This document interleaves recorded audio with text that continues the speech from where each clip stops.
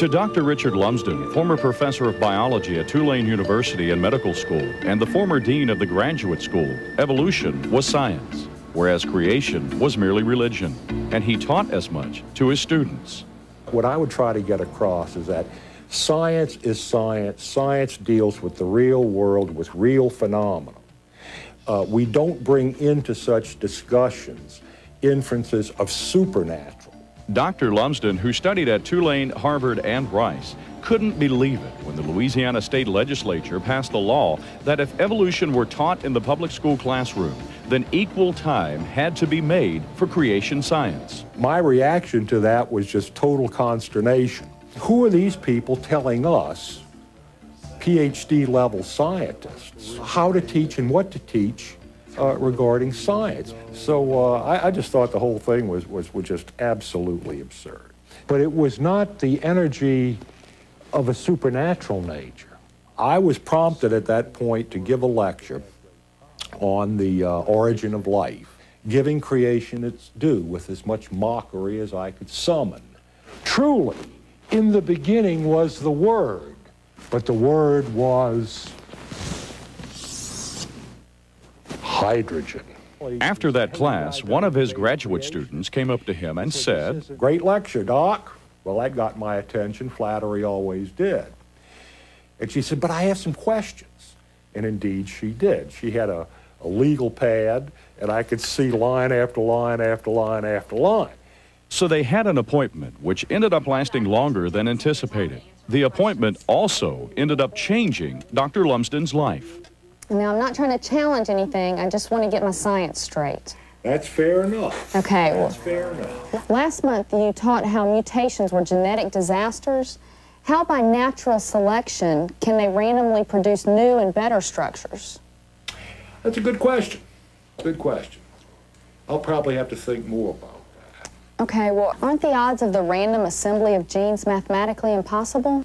You've had your share of mathematics. Let's see if we can't figure that out. Not only were we talking about a mathematical impossibility, we were talking about a physical and chemical impossibility, which gave me pause. Genes, that might be 10 to the 200th, 10 to the... Those are pretty formidable odds, aren't they? Mm-hmm. But the fact remains is that we're here. And in reality, the only way we could have gotten here is through the evolutionary process. So the fact that we're here really proves evolution, doesn't it? And these are the events, molecular events, genetic events, that were mechanisms part and parcel of the evolutionary process. I could buffalo a student when I felt myself get a little bit in trouble, okay? I'd had a few years' experience at this, okay? It's a trade secret. But for the first time maybe in my life, in explaining various facets of evolution theory, I began to listen to what I was saying. And what I was saying wasn't making very good scientific sense. Where exactly in the fossil record is the evidence for progressive evolution, the transitional forms between the major groups? You know, most of them, come to think of it, are fully formed kinds in their own right.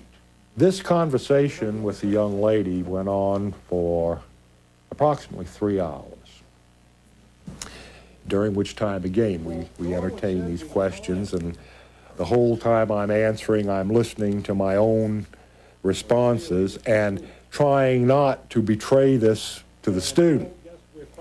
Was rapidly concluding that this is not making good scientific sense.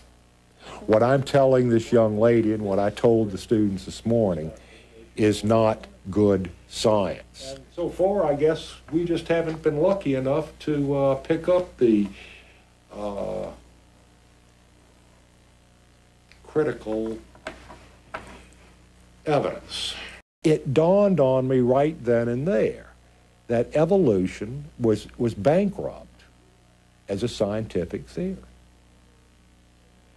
Well, if that were so, if life did not originate by a naturalistic, materialistic, spontaneous process, what was the alternative explanation? Oh my God. And I said it then, not in blasphemy, but in awe.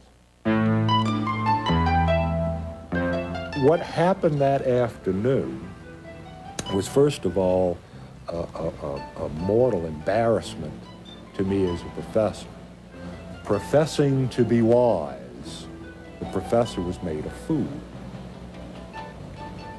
And then secondly, with the realization that, hey, God exists and God created,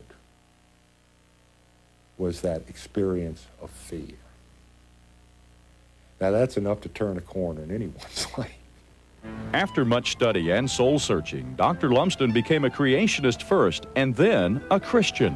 One event led to the other, and the culmination was finding myself before saving altar, on my knees, at stiff neck, broken, in obedience, asking Jesus to come into my life, to be my Lord and personal Savior.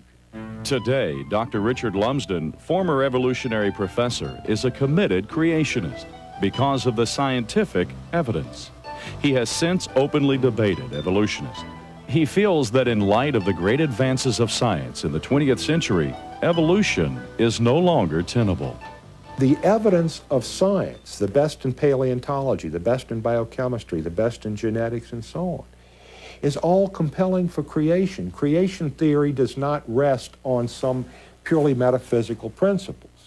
It rests on the same science that evolution theory would rest on, except that the better explanation is creation, not naturalistic, materialistic, stochastic, or random evolutionary process.